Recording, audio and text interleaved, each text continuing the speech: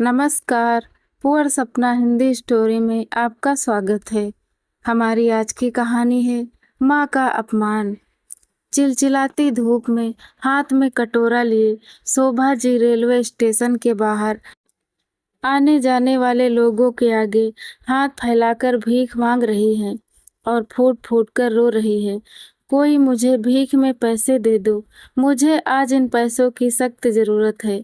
अगर आज मुझे पैसे नहीं मिले तो मैं अपने पति का अंतिम संस्कार कैसे कर पाऊंगी।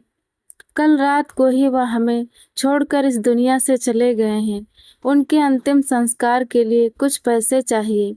रो रो कर शोभा जी सभी लोगों के आगे भीख मांग रही हैं कि कुछ पैसे इकट्ठे हो जाएं तो अपने पति का अंतिम संस्कार कर सकूं।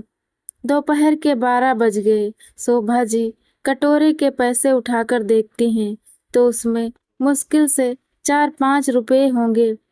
इतने से पैसे में पति का अंतिम संस्कार नहीं होगा। अगर मैं अपने पति का अंतिम संस्कार नहीं कर पाई तो मुझे बड़ा पाप लगेगा। अब तो वह जैसे ही किसी भले आदमी को देखती उनके पैरों में पड़ जाती। साहब, कुछ पैसे दे दो, पति का अंतिम संस्कार करना है। कोई तो उन्हें झिड़कते हुए चला जाता है।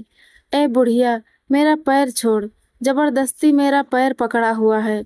और अगर किसी को उन पर दया आ जाती तो 10-20 रुपए उनके कटोरे में डालकर चले जाते।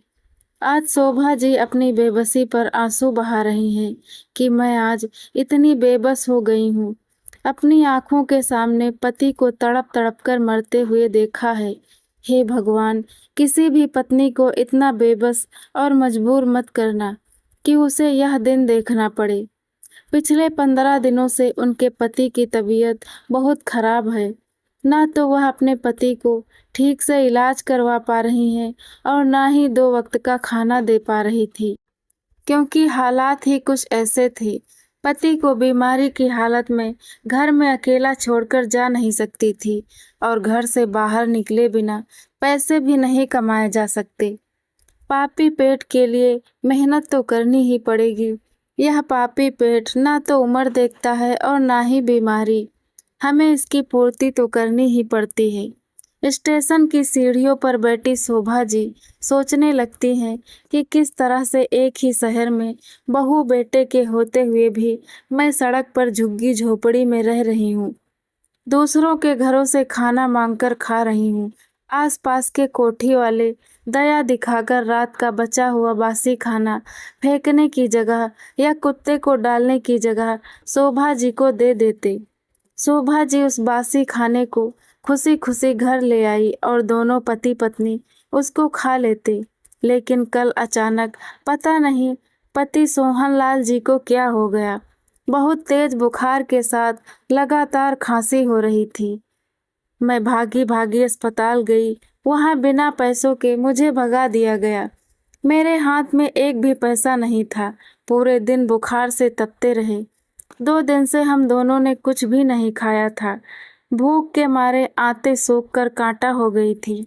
लेकिन मुझे अपनी भूख की कहाँ, पति की बीमारी की ज़्यादा चिंता थी। जल्दी से मेरे पति ठीक हो जाएं किसी तरह से, हम दोनों अपना बुढ़ापा साथ में काट लेंगे।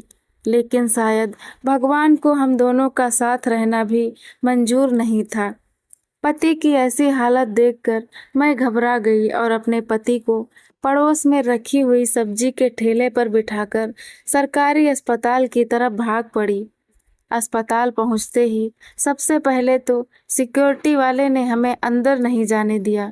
माताजी, अस्पताल में एक भी बेड खाली नहीं है। तुम्हें अभी 2 दिन तक इंतजार करना पड़ेगा। वापस अपने पति को घर ले जाओ, 2 दिन बाद लेकर आना। बेटा, मेरे पति की हालत बहुत ज़्यादा खराब है। सुबह से बुखार से तप रहे हैं। एक बार डॉक्टर को दिखा लेने दो, ठीक हो जाएंगे। 2 दिन तक हम इंतज़ार नहीं कर सकते हैं। मैं तुम्हारे आगे हाथ जोड़ती हूँ। मेरे आगे हाथ जोड़ने से कुछ नहीं होगा। मैंने तुमसे कहा ना कि अस्पताल में अभी कोई भी बेड खाली नहीं है और इस अस्पताल में हम तुम्हें बिना बेड खाली हुए भर्ती नहीं कर सकते। अकड़ते हुए सिक्योरिटी वाला कहता है, बेटा, बेड नहीं है तो कोई बात नहीं, हम बस डॉक्टर से दवाई लेकर बाहर चबूतरे पर रह लेंगे। दोनों पति पत्नी की बात बहुत देर से एक डॉक्टर साहब सुन रहे थे। वह बड़े ही दयालु थे और उस अस्पताल में बहुत बड़े डॉक्टर थे। वह सिक्योरिटी वाले को डांटते हुए कहते हैं, तुम किस तरह से इन लोगों के साथ व्यवहार कर रहे हो, यह भी नहीं देख रहे हो कि वह दोनों कितने बुजुर्ग हैं और वह बाबा कितने बीमार हैं। सिक्योरिटी वाला कहता है, साहब हम तो अपनी ड्यूटी कर रहे हैं, अगर मैं इन दोनों को अंदर भेज देता तो अंदर से मेरी डांट पड़ती कि जब बेड खाली नहीं था तो तुमने मरीज को अंदर क्यों भेजा, मैं तो बस अपनी ड्यूटी निभा रहा था। यह कहकर सर झुकाकर वह दूसरी तरफ को खड़ा हो गया। डॉक्टर दोनों बुजुर्ग के पास आते हैं और सोहन लाल जी को स्ट्रेचर पर लेकर कमरे में जाते हैं और उनका अच्छी तरह से चेकअप करके दवाइयाँ दे देते हैं। दया दिखाते हुए शोभा जी से कहते हैं, माता जी आपको जो भी ज़रूरत हो मुझे आकर बता सकती हो। वैसे मैंने आपके पति को दवाइयाँ दे दी हैं, उन्हें आराम मिल जाएगा, चिंता की कोई बात नहीं है। शोभा जी हाथ जोड़कर डॉक्टर साहब का बहुत धन्यवाद करती हैं, कहती हैं, खुश रहो बेटा, अगर आज तुम नहीं होते तो पता नहीं क्या हो जाता। अरे माता जी, ऐसी बातें करके आप मुझे शर्मिंदा मत करो, बीमार लोगों को देखना तो मेरा फर्ज है। डॉक्टर साहब दोनों की परिस्थितियों को समझ जाते हैं। अपने कमरे में रखे हुए आधा दर्जन केले और कुछ पैसे माता जी के हाथ में दे देते हैं। आज शोभा जी मना नहीं कर पाती हैं क्योंकि इस वक्त उन्हें खाने पीने की और कुछ पैसों की सख्त ज़रूरत थी, लेकिन कुछ केले और पैसों के बदले में वह डॉक्टर को ढेरों आशीर्वाद देती हैं। रात में शाम के समय सोहन लाल जी अपनी पत्नी शोभा से कहते हैं, शोभा अब मुझे ऐसा लगता है कि मेरे जाने का समय नज़दीक आ गया है। मैं सोच रहा हूँ कि तुम अपने बेटे के पास चली जाओ। अगर मैं चला गया तो तुम अकेली कहाँ रहोगी, किस तरह से अपना गुजारा करोगी। शोभा जी नाराज होती हुई कहती हैं, आप इस तरह की बातें क्यों कर रहे हो, आप कहीं नहीं जाएंगे। डॉक्टर साहब ने वैसे भी कहा है कि जल्दी ही ठीक हो जाओगे। और रही बात बेटे के घर जाने की, तो यह बात आप दोबारा मुझसे मत कहना। भूल गए, बेटे की वजह से ही हम दर दर की ठोकरें खा रहे हैं। सड़क के किनारे पॉलीथीन की झुग्गी झोपड़ी बनाकर रह रहे हैं, भीख मांगकर अपना पेट पाल रहे हैं। मैं पूरी जिंदगी भीख मांगकर अपना पेट पाल लूँगी और आपका इलाज कर लूँगी, लेकिन आत्मसम्मान दांव पर लगाकर बेटे बहू के घर वापस कभी नहीं जाऊंगी। बेटे बहू ने हमारे साथ जो व्यवहार किया था उसको मैं पूरी जिंदगी नहीं भूल सकती। दोनों ने हम दोनों को धक्के मार के घर से निकाल दिया था। जब से घर से निकाला है, एक बार भी हम दोनों को ढूंढने की कोशिश नहीं की है। रोज रोज बेटे बहू के हाथों अपना अपमान कराने से अच्छा है कि हम दोनों पति पत्नी आत्मसम्मान के साथ सड़क के किनारे भीख मांगकर रह लेंगे। सोहन लाल जी कहते हैं, शोभा मैं तो तुम्हारे भले के लिए ही कह रहा था। अब मेरी भी बुढ़ापे की उम्र है, पता नहीं कब ऊपर चला जाऊं। इतना कहकर सोहन लाल जी कुछ समय के लिए सो जाते हैं, लेकिन अचानक से उनकी आंख खुलती है। बहुत तेज तेज खांसी के साथ वह बिना कुछ बोले ही अपनी पत्नी को इस दुनिया में अकेला छोड़कर चले जाते हैं। शोभा जी अपने पति को तड़प कर इस दुनिया से जाते हुए देखते रह जाती हैं, फूट फूट कर रोती हैं। कोई उनके आंसू पोंछने वाला तक नहीं है। आसपास के गुजरने वाले लोग उनके रोने की आवाज़ सुनकर झुग्गी के पास जरूर आए, लेकिन देखकर वापस चले गए। सुबह शोभा अपने पति का अंतिम संस्कार करने के लिए घर में पैसे खोजती है, लेकिन पैसे नहीं मिलते। तो सबसे पहले सुबह के 7 बजे वह बेटे के घर भागती है, क्योंकि आज उनके पति के अंतिम संस्कार से ज़्यादा उनका आत्मसम्मान नहीं है। अपने आत्मसम्मान को छोड़कर वह बेटे के दरवाजे के पास पहुंच गई। बार बार दरवाज़ा पीट रही है। अंदर से एक सिक्योरिटी वाला आया और कहता है, क्या है? क्यों इतनी तेज दरवाजा पीट रही हो? इधर तुमने बोर्ड नहीं पढ़ा है कि भिखारियों का घर में आना मना है, फिर भी मुंह उठाकर इस घर में भीख मांगने के लिए चली आती हो। निकल जाओ इस घर से। वह सिक्योरिटी वाले की बात नहीं सुनती है। दरवाजा खुला हुआ देखकर अंदर के दरवाजे तक पहुंच जाती है। देखा, बेटे के घर में हाल में बहुत सारे लोग बैठे हुए हैं। शोभा जी को ऐसा लग रहा था जैसे बहू के मायके से सभी लोग आए हैं। सोफे पर बैठा हुआ बेटा माँ को घर के अंदर आते हुए जैसे ही देखता है, वह भागकर दरवाजे की तरफ आता है।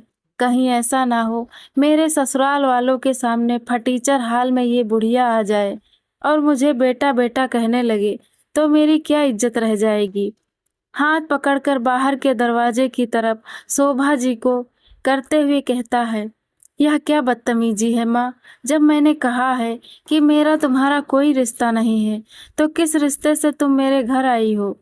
मैंने तुम्हें धक्के मारकर इस घर से निकाल दिया, फिर भी इस घर में वापस आ गई हो। कुछ तो शर्म लिहाज रखो। और इतनी सुबह सुबह घर में अंदर तक चली आ रही हो। सिक्योरिटी वाले ने क्या तुम्हें नहीं रोका? सिक्योरिटी वाले इस बुढ़िया को अभी के अभी घर के बाहर निकाल कर फेंक दो। बेटा, तुम्हारे पिताजी इस दुनिया को छोड़कर चले गए हैं। उनके अंतिम संस्कार के लिए कुछ पैसों की जरूरत है। मुझे कुछ पैसे दे दो, उसके बाद चली जाऊंगी और दोबारा से तुम्हारे पास कभी पलटकर नहीं आऊंगी। बस मुझे कुछ पैसे दे दो। राजा राम, तुमने सुना नहीं? बुढ़िया को उठाकर घर के दरवाजे के बाहर फेंक दो। आज हमारे घर में इतना शुभ दिन है और यह बुढ़िया ऐसी मनहूस खबरें सुनाने के लिए आई है, और मुझे किसी के जीने मरने से कोई फर्क नहीं पड़ता है। आज हमारी शादी की दूसरी सालगिरह है। घर में मेहमान आए हुए हैं। तमाशा करने की जरूरत नहीं है। तभी अंदर से बहू भी निकल कर आई और अपने पति से कहती है, सुनो जी, जल्दी से नहाकर तैयार हो जाइए। आज हमारी शादी की सालगिरह है। हमें मंदिर जाना है। और हाँ, मंदिर में भिखारियों के लिए मैंने कुछ छुट्टे पैसे भी रख लिए हैं। सभी को बांटने पड़ेंगे। आखिर हमें उन भिखारियों का और गरीबों का आशीर्वाद भी लेना है। बेटा कहता है, रागिनी, मंदिर जाकर भिखारियों को पैसे देने की क्या जरूरत है। जब भिखारी घर पर ही आ गए हैं तो हम घर में ही उन पर पैसे लुटा देते हैं।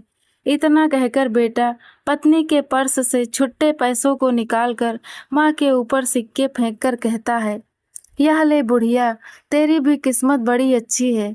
जाकर ले अपने पति का अंतिम संस्कार। बहू अंदर से एक कटोरा लेकर आई और शोभा जी के हाथ में देकर बोली, ले बुढ़िया, जाकर सड़कों पर भीख मांग और अपने पति का अंतिम संस्कार करा ले। दोबारा से इस घर में मत आना। निकल जा इस घर से। अपमान का घूंट पीकर शोभा जी बेटे से कहती हैं, बेटा, आज तुम्हारे पास ना तो पैसों की कोई कमी है और ना ही शानो शौकत की, लेकिन तुम्हें अब माता पिता का आशीर्वाद कभी नहीं मिलेगा। जा जा बुढ़िया, मुझे तेरा आशीर्वाद लेना भी नहीं है। इतना कहकर धक्के मारकर बेटा बहू घर से बाहर निकाल देते हैं। शोभा जी के अंदर बड़ी घबराहट हो रही है कि अब वह क्या करें। बेटे ने भी पैसे देने से मना कर दिया। कैसे अपने पति का अंतिम संस्कार करवाएं। वह भागी भागी पास के ही रेलवे स्टेशन पहुंच गई और वहां पर बैठकर भीख मांगने लगी। तभी रेलवे स्टेशन से गुजर रहे उन्हीं डॉक्टर की नज़र शोभा जी पर पड़ती है, जिसने शोभा जी के पति का कल इलाज किया था। वह शोभा जी को स्टेशन पर भीख मांगते हुए देखते हैं तो उनके पास आकर कहते हैं, अरे माता जी, आप इधर बैठकर भीख क्यों मांग रही हो? और कल जिन बाबा को दिखाने आई थी, अब उनकी तबीयत कैसी है? अब तो उन्हें आराम मिल गया होगा। शोभा जी कहती हैं, बेटा हाँ, उन्हें ऐसा आराम मिला है कि अब दोबारा कभी नहीं उठेंगे। उनको भगवान ने अपने पास बुला लिया है। उन्हीं के अंतिम संस्कार के लिए इधर बैठकर भीख मांग रही हूँ। शोभा जी की बात सुनकर डॉक्टर का दिल पसीज जाता है। शोभा जी को नहीं पता है कि डॉक्टर शहर के सबसे बड़े डॉक्टर हैं। पूरे शहर में उनका बहुत नाम है। वह कहते हैं, माता जी, आप हमारे साथ चलिए, हम आपके पति का अंतिम संस्कार करवाएंगे। बेटा, तुम्हें देने के लिए मेरे पास आशीर्वाद के सिवाय कुछ भी नहीं है। मैं पैसे नहीं दे पाऊंगी। अरे माता जी, मुझे कोई पैसे नहीं चाहिए। आप चलिए मेरे साथ, कार में बैठिए। डॉक्टर राघव शोभा जी को अपनी कार में बिठाकर उनकी झोपड़ी के नजदीक गए। देखा तो सोहनलाल जी जमीन पर बिछी हुई एक चादर पर मृत अवस्था में पड़े हुए हैं। उनको बड़ी दया आती है। सोहनलाल जी का अंतिम संस्कार करने के बाद वह शोभा जी से कहते हैं, ठीक है माता जी, अब मैं चलता हूँ। अगर आपका कोई इस शहर में रहता हो तो चलो, मैं आपको छोड़ देता हूँ। बेटा, रहने को तो मेरी औलाद ही इस शहर में रहती है, पर अब मैं जीते जी उसकी शक्ल भी देखना नहीं चाहती। आज सुबह ही बेटे के पास उसके पिता के अंतिम संस्कार के लिए कुछ पैसे मांगने गई थी। पैसे देने तो दूर, उसने अपने पिता के अंतिम संस्कार में आना और उनके आखिरी दर्शन करना भी जरूरी नहीं समझा। मुझे सिक्योरिटी वाले से अपने घर से धक्का मार के निकलवा दिया। ऐसे नालायक बेटे के घर तो क्या, मैं उसकी शक्ल भी नहीं देखना चाहती। शोभा जी की बातें सुनकर डॉक्टर राघव दंग रह जाते हैं। कहते हैं, फिर माँ जी आप कहाँ रहेंगी? किस तरह से अपनी आगे की जिंदगी को काटेंगी? अब भगवान की मर्जी, वह जैसे रखेंगे वैसे रह लेंगे। तो चलो, मैं आपको आपकी झोपड़ी में ही छोड़ देता हूँ। नहीं, अब मैं उस झोपड़ी में भी नहीं जाऊंगी। मेरे पति के बिना मुझे उधर अच्छा नहीं लगेगा। एक काम करो माता जी, मुझे आपकी भी तबीयत ठीक नहीं लग रही है। आज आप मेरे घर चलो। जब आपकी तबीयत ठीक हो जाएगी, उसके बाद अपना कोई ठिकाना ढूंढ लेना। डॉक्टर राघव जिद करके शोभा जी को अपने घर ले आते हैं। घर पर डॉक्टर राघव की पत्नी प्रिया अपने कमरे में देख रही है कि उसके पति के साथ एक बुजुर्ग महिला भी आ रही है। सामने आकर देखती है तो दंग रह जाती है, क्योंकि वह और कोई नहीं, उसके स्कूल की टीचर शोभा जी हैं, जो कि उसके पड़ोस में ही रहती थी। शोभा जी इंग्लिश की बहुत अच्छी अध्यापक थी। प्रिया की अंग्रेजी कमजोर थी, इसीलिए वह शोभा जी से कभी कभार ट्यूशन पढ़ने आ जाया करती थी। अपनी टीचर को इस हाल में देखकर प्रिया की आंखों में आंसू आ गए। भागकर उनके गले से लिपट गई। शोभा जी प्रिया को नहीं पहचान पाती हैं। वह कहती हैं, मैं आपकी स्टूडेंट प्रिया हूँ, जो आपके ही पड़ोस में रहा करती थी। आपकी ऐसी हालत कैसी हो गई?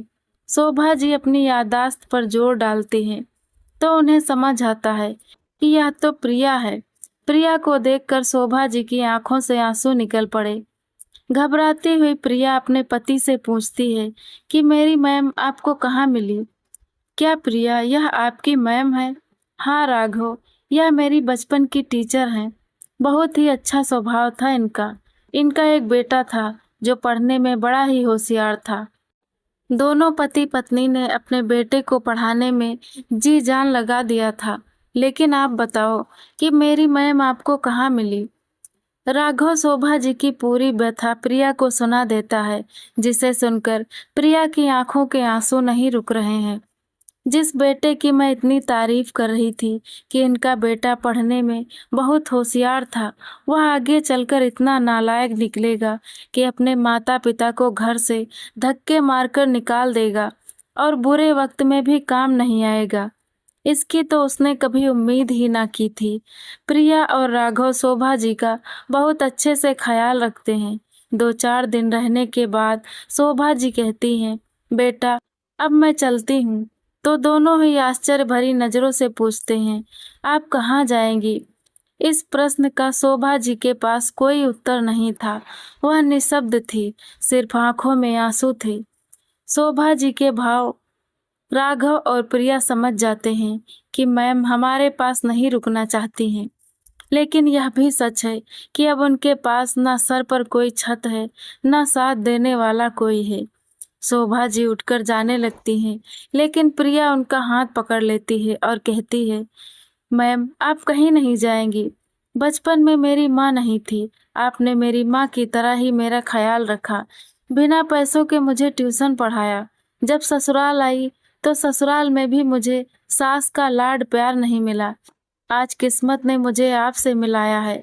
मैं आपको बहुत अच्छे से रखूंगी। मेरे साथ रहने से आप मना मत करिएगा। मैम, आप ऐसा मत सोचना मैं आपको अपने पास रखकर कोई एहसान कर रही हूँ, बल्कि आपको पाकर मैं दिल से बहुत ज़्यादा खुश हूँ और अब मैं आपको खोना नहीं चाहती।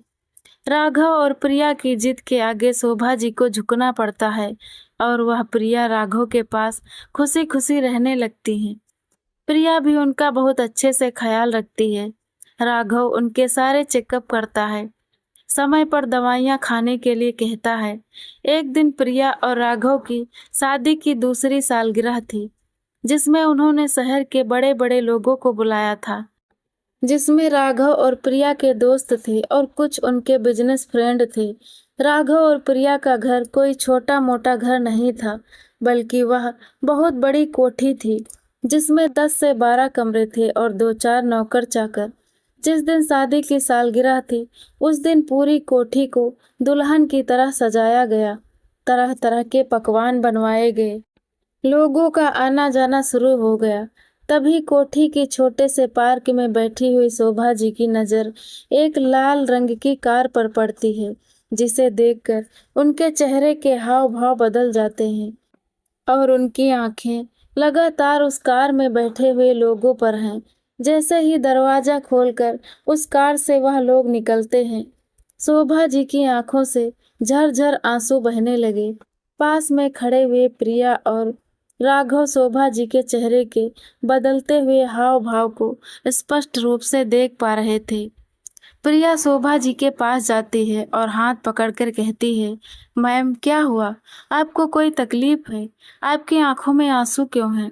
ऐसा आपने क्या देख लिया? बेटा, आज तुम्हारी पार्टी में जो अभी लाल रंग की गाड़ी से उतरे हैं, वही मेरे बहू बेटे हैं।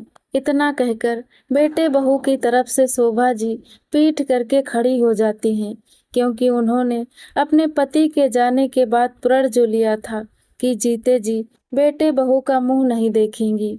क्या मैम, वह आपके बहू बेटे हैं? राघव कहता है, माताजी, वह तो अस्पताल में हमारे डॉक्टर साथी हैं। हमारे हॉस्पिटल के बहुत सारे डॉक्टर इस पार्टी में आए हैं।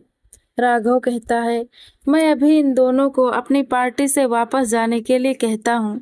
ऐसे लोगों को मैं अपनी पार्टी में नहीं बुला सकता जो अपने माँ बाप के ही ना हुए। प्रिया हाथ पकड़ लेती है, नहीं राघव, अगर हम इनको ऐसे ही भगा देंगे तो इनको कोई फर्क नहीं पड़ेगा। आज इनको सबक सिखाना ही पड़ेगा। तुम इंतजार करो और देखना मैं क्या करती हूँ। पूरा हॉल ऑफिस के और अस्पताल के सभी लोगों से खचाखच भरा हुआ है।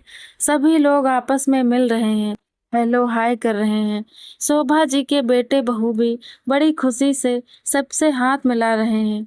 थोड़ी देर में सभी लोग कुर्सियों पर बैठ गए। प्रिया अपने पति और शोभा जी का हाथ पकड़कर स्टेज पर आती है। शोभा जी को स्टेज पर देखकर बेटे बहू के होश उड़ गए, चेहरे पर पसीना आ गया। प्रिया हाथ में माइक लेकर कहती है, आज मैं आप सबको अपनी मैम के बारे में बताना चाहती हूँ।